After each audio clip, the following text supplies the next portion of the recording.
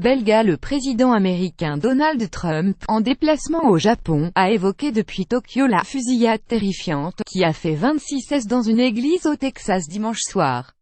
Son prédécesseur Barack Obama s'est interrogé sur les mesures concrètes à entreprendre pour réduire la violence et l'armement aux USA. Nous restons forts dans les larmes et le chagrin, a affirmé Donald Trump à Tokyo lors de sa première prise de parole depuis le drame, après l'annonce du bilan officiel par les autorités. Toute l'Amérique prie pour les victimes de cet été de masse dans l'église du Texas, a poursuivi le président américain. Cet acte diabolique a été commis alors que les victimes et leurs familles se trouvaient dans leur lieu de culte, s'est-il indigné. La fusillade dans cet État du sud des États-Unis survient un peu plus d'un mois après celle de Las Vegas. Le tireur Stephen Paddock, 64 ans, avait alors ouvert le feu du 32e étage de l'hôtel Mandalay Bay sur le public d'un concert country, faisant 58 décès et près de 500 blessés.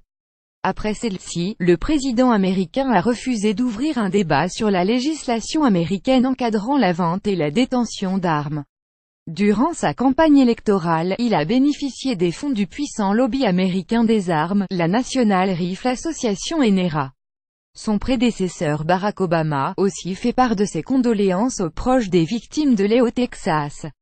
Dans un second message posté sur Twitter, le démocrate a ajouté « Que Dieu puisse aussi nous gratifier tous de la sagesse de demander quels sont les pas concrets que nous pouvons entreprendre pour réduire la violence et l'armement ».